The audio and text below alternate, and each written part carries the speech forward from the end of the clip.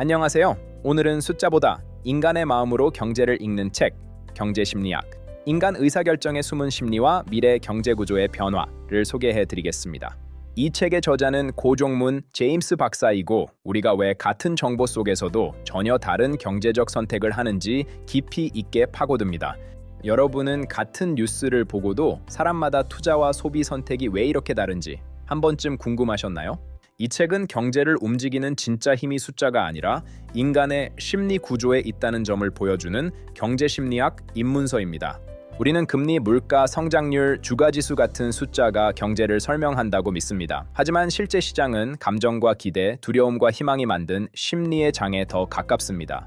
사람들은 완전히 합리적인 존재가 아니라 제한된 정보 속에서 단순한 판단 규칙에 의존합니다.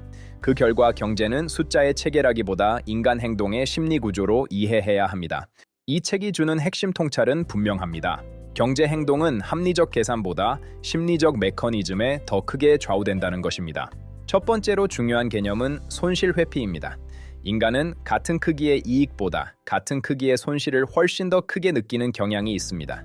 그래서 확실히 5만 원을 벌 수 있는 선택과 절반의 확률로 10만 원을 버는 선택이 주어지면 많은 사람들은 안정적인 5만 원을 선택합니다. 그런데 질문을 손실 상황으로 바꾸면 상황이 달라집니다. 확실히 5만 원을 잃는 선택과 절반의 확률로 10만 원을 잃는 선택 중에서는 많은 사람들이 오히려 위험을 택합니다. 구조는 같지만 이익일 때와 손실일 때 우리의 선택은 정반대로 바뀝니다. 이것이 바로 손실 회피 심리가 실제 경제 행동을 뒤틀어 놓는 방식입니다. 두 번째는 현재 편향입니다. 우리는 먼 미래의 큰 이익보다 지금 당장의 작은 보상을 더 크게 평가하는 경향이 있습니다. 예를 들어 오늘 당장 5만 원을 받는 것과 1년 뒤에 6만 원을 받는 것 중에서 많은 사람들이 그냥 지금 받겠다라고 결정합니다. 이 현재 편향 때문에 우리는 장기 투자, 노후 준비, 공부와 같은 미래를 위한 선택을 자꾸 뒤로 미루게 됩니다. 세 번째는 프레이밍 효과입니다.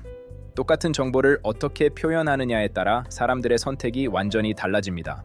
예를 들어 생존율 90%라고 말할 때와 사망률 10%라고 말할 때 숫자는 같지만 사람들의 반응은 전혀 다르게 나타납니다. 이 프레이밍 효과 때문에 광고 문구, 정책 홍보, 금융상품 설명 하나가 소비와 투자 행동을 크게 바꾸게 됩니다. 결국 현실의 경제 행동은 전통 경제학이 가정했던 것처럼 완전히 합리적인 인간과는 거리가 있습니다. 이 책이 말하는 메시지는 명확합니다. 경제를 이해하려면 숫자보다 먼저 인간을 이해해야 한다는 것입니다. 브랜드에 대한 신뢰, 주변 사람과의 비교, 군중 심리 같은 요인들은 시장의 흐름을 갑자기 바꾸는 강력한 힘을 가집니다. 정책도 마찬가지입니다. 인간의 심리를 고려하지 않으면 좋은 의도에도 불구하고 기대했던 결과를 얻기 어렵습니다. 경제 시스템은 결국 수많은 인간의 선택과 행동이 얽혀 만들어진 거대한 심리적 네트워크라고 이 책은 설명합니다. 이 책을 읽으면 여러분 자신의 소비와 투자 행동을 전혀 다른 눈으로 보게 됩니다. 시장 가격의 움직임도 단순한 숫자가 아니라 사람들의 감정과 기대가 만들어낸 과정으로 보이기 시작합니다. 인공지능과 데이터가 경제를 바꾸는 시대에도 마지막 선택은 결국 인간의 판단과 신뢰에서 나옵니다. 그래서 이 책은 개인의 경제적 선택뿐 아니라 미래 사회를 바라보는 시각 자체를 바꾸는 데 도움을 줍니다. 저자는 말합니다. 경제는 숫자가 만든 세계가 아니라 인간의 두려움과 희망이 움직이는 세계라고요. 결국 데이터를 읽는 능력보다 인간의 마음을 이해하는 능력이야말로 경제를 깊이 이해하는 핵심이라고 강조합니다. 만약 숫자와 그래프 너머에서 인간의 심리로 경제를 이해해 보고 싶으시다면 경제심리학은 매우 좋은 출발점이 될 것입니다.